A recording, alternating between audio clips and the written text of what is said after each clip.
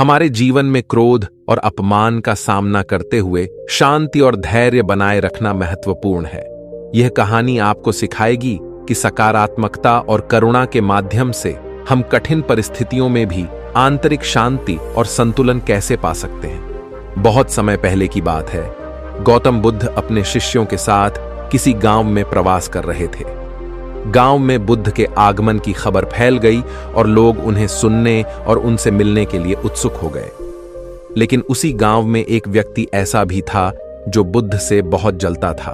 वह बुद्ध के खिलाफ लोगों के मन में जहर भरने की कोशिश करता रहता था। एक दिन जब बुद्ध अपने शिष्यों के साथ प्रवचन दे रहे थे, वह व्यक्ति वहां आ पहुंचा और बिना किसी कारण के बुद्ध को अपशब्द कहने लगा।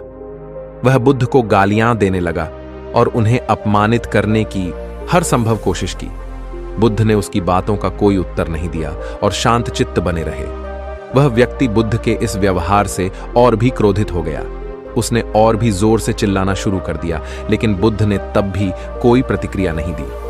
अंततः वह व्यक्ति थक गया और चुपचाप खड़ा हो गया। बुद्ध ने उसे शांतिपूर्वक देखा और बोले, भाई, यदि तुम किसी को उपहार देना चाहो और वह उसे स्वीकार न करे तो वह उपहार किसके पास रहेगा?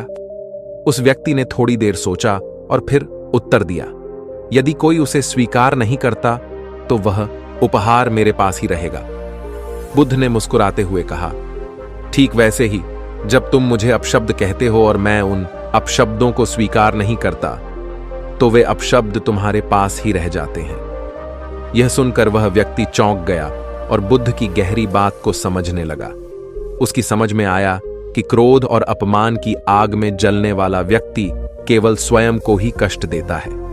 गौतम बुद्ध ने फिर से अपने शिष्यों और अन्य श्रोताओं को संबोधित करते हुए कहा, क्रोध आग की तरह है।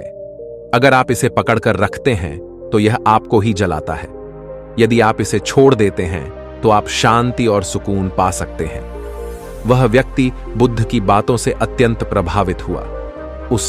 उसने बुद्ध के चरणों में गिरकर माफी मांगी और भविष्य में कभी भी किसी को अपशब्द न कहने का संकल्प लिया।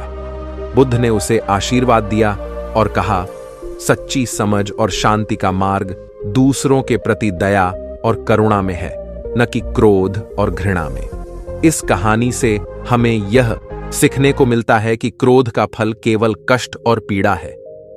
यदि हम दूसरों के अपशब्दों को स्वीकार न करें और शांत चित्त बने रहें तो हम अपने जीवन में शांति और सुख को प्राप्त कर सकते हैं। बुद्ध की यह शिक्षा हमें बताती है कि हमें दूसरों के नकारात्मक भावों का उत्तर सकारात्मकता और धैर्य से देना चाहिए, ताकि हम भी एक शांतिपूर्ण और संतुष्ट जीवन जी सकें। अगर आपको यह कहानी पसंद आई तो हमारे चैनल को सब्सक्राइब करें और वीडियो लाइक करें